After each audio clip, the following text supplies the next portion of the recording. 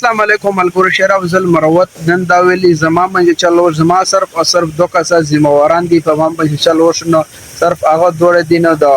نن ډېر صفا شیر افضل مروت خبرې کړې دي دا ویډیو کمپلیټ وګوره او مکه ملګرو سره هم لازمي شیر کې پیټه کار کو نن سره راځي شیر افضل مروت ویلي دي زما صرف او صرف زر اوته ما صرف او صرف پاکستان د پر راوته ما پاکستان کی قانون شي نظر پاکستان د پر راوته ما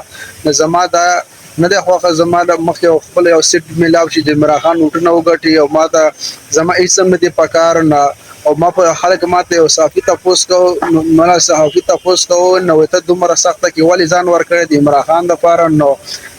زما دا غول زما صرف او صرف دا ارمان دي چې پاکستان کې راخشي او پاکستاني قانون او دار راشي نو صرف او زما دا ارمان دي هر سره داسې دا وړي خپل بچو سره کینی خپل بچو سره ټیم تیروي نو زما خو خاطر نو زما صرف او صرف خپل پاکستان د لپاره راوته ما نو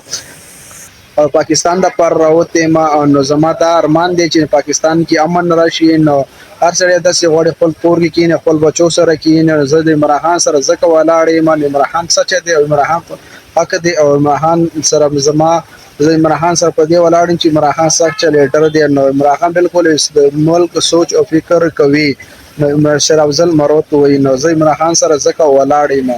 او زه د باندې مولا چې عمران خان سره ودرېږم مال عمران خان مخکې به خپل سیټونه راکې نو زه صرف دا ما دا نو می سوچ کړی نو می دا کړی دی نو او ما سره د ملک ما سره د ملک غم دی نو هیڅ غم را سره نشته شیر افضل مروت نن صفا خبرې کړې دي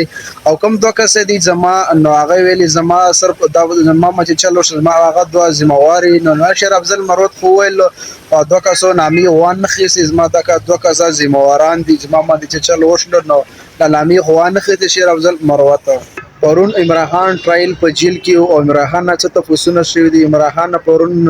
او سوشل میډیا ولا نوتی دی او کم کا نوتی دی او د موبایل نه د پرخه نو عدالت ټرایل کو هدي وخت کې عدالت کې موبایل کولام نه دی خو عمران خان سره صرف کم کسان چې نوتی او ته هو کم کسان چې نوتی هو نوتی نو کافي نو تین اکشن پرخه او صافیان د عمران خان تاسو کړو په مالات لداسې معلومیږي ته د ډیټ ټیم پورې په جیل کې نو تاسو دی بار کې نو عمران خان ویل ایس خبره نه د زمغه سي مطمئنه ما په جیل کې ایما نو